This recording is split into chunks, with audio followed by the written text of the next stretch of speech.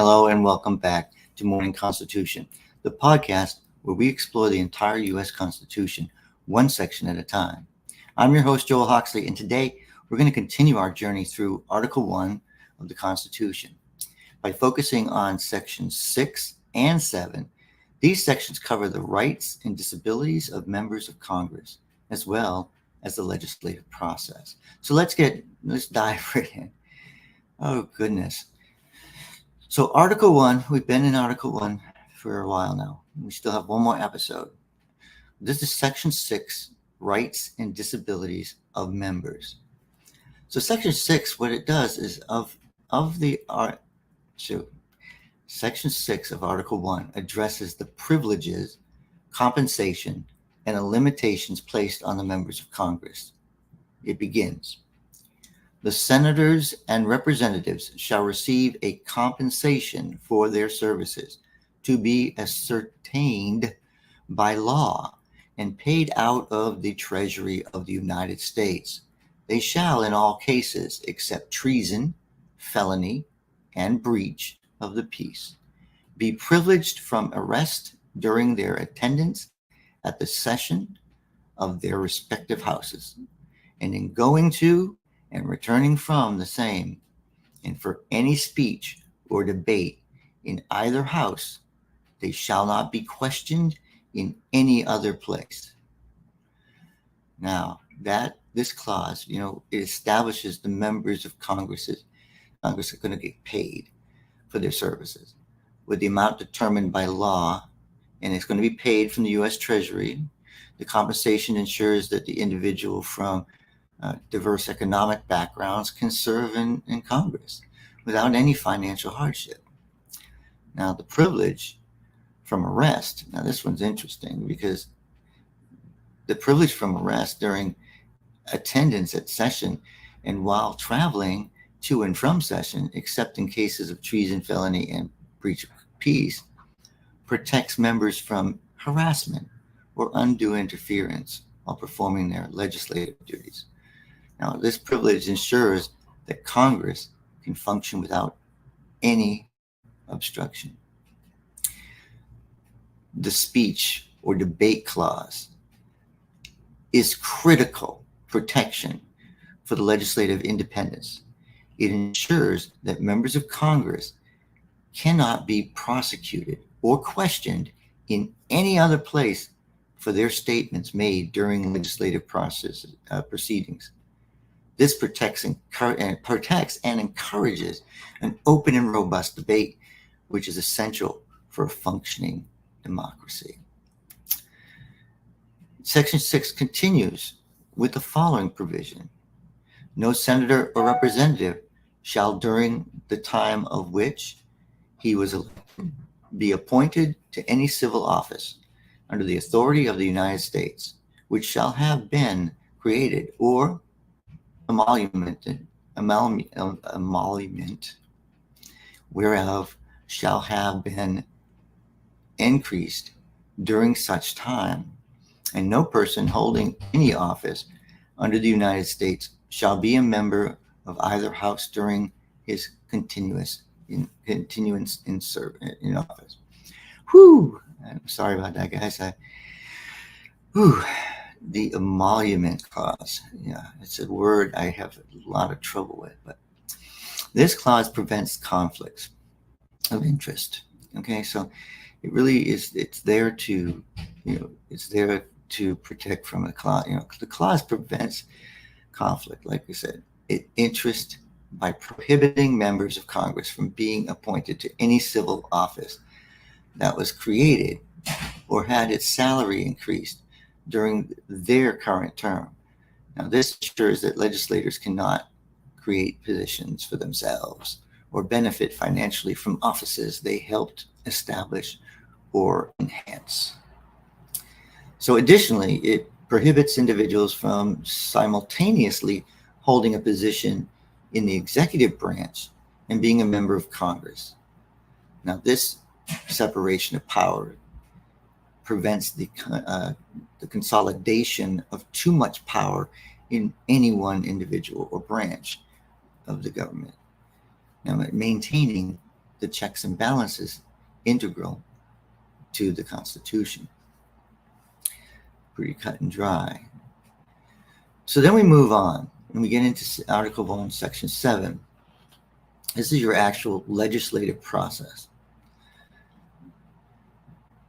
Section 7 outlines the process for how a bill becomes a law and the roles of both houses of the Congress and the president in this process.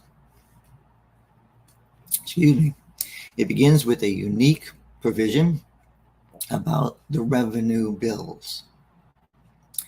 All bills for raising revenue shall originate in the House of Representatives, but the Senate may propose or concur with amendments as on other bills.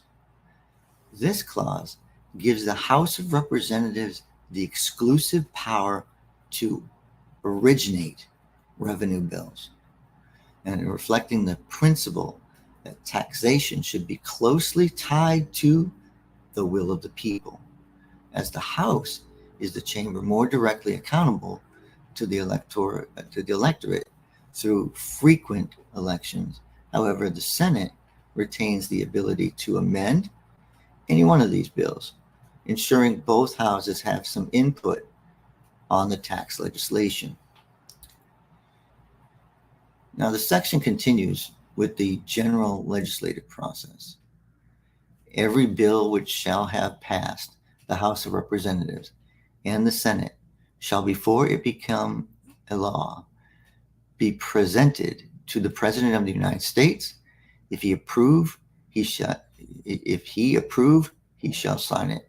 But if not, he shall return it with the objections to the House in which it shall have originated, who shall enter the objection at large on their journal and proceed to reconsider it. So this clause outlines the president's role in the legislative process. After a bill passes both houses, the House and the Senate, it is then presented to the president. If the president approves the bill, he's just going to sign it into law. If the president disapproves, he vetoes it. He returns it with his objection to the originating House, which must then reconsider the bill. Now, it goes on. The section continues. If after such reconsideration, 2/3 of that House shall agree to pass the bill, it shall be sent together with the objections to the other House, by which it shall likewise be reconsidered, and if approved by 2/3 of that House, it shall become a law. So now this provision outlines the process of overriding a presidential veto. If both houses of Congress pass the bill again by a 2/3, which is supermajority, by 2/3 majority, the bill becomes a law, despite the president's veto. The process ensures a system of checks and balances, allowing Congress to override the president's disapproval if there is a significant support for the legislation. The section also addresses the scenario where the president does not act on a bill. If any bill shall not be returned by the president within 10 days, Sundays excepted, after it shall have been presented to him, the same shall be a law in like manner as if he had signed it, unless the Congress, by their adjournment, prevent its return, in which case it shall not be a law. So this clause is known as the pocket veto, meaning that if the president does not sign or veto a bill within 10 days and Congress is in session, okay, you got to be in session, the bill becomes law without the president's signature. However, if Congress is adjourned during this period, preventing the bill's return, it does not become a law. Simple as that. Finally, the Section 7 includes a provision about orders, resolutions, and votes.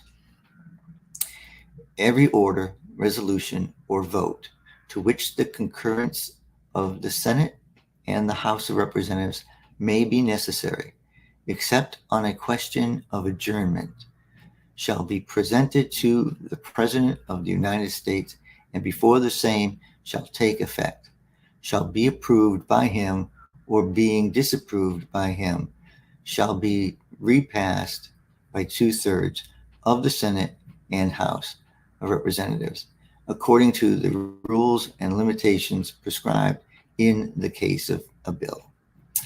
So this ensures that any legislative action requiring the agreement of both houses, not just bills, must also be presented to the President for approval or veto. This provision prevents Congress from bypassing the President by passing a resolution or an order instead of a bill. So in summary, Article 1, Section 6 and 7, it establishes important guidelines for the rights and the responsibilities of members of Congress and outlines the legislative process. Now, Section 6, it ensures that members are compensated, protected, and subject to certain limitations to prevent conflicts of interest. Section 7 provides a detailed framework for how a bill becomes a law, emphasizing the role of both Congress and the President and ensuring a system of checks and balances. Understanding this section helps us appreciate the careful design of our legislative process and the protections in place to ensure it functions effectively and fairly. As we continue our journey through Article 1, we'll explore the specific powers granted to Congress in the next episode, delving into the legislative authority and the limits placed on it by the Constitution. Thank you for joining me on this exploration of Article 1, Section 6 and 7. I hope that this episode has deepened your understanding of the legislative branch and the principles that guide it. Be sure to tune in next Tuesday at 9 p.m. for our next episode. If you enjoyed today's episode, please subscribe, rate, and review the process. Your support helps us reach more listeners, absolutely, and continue our journey through the Constitution.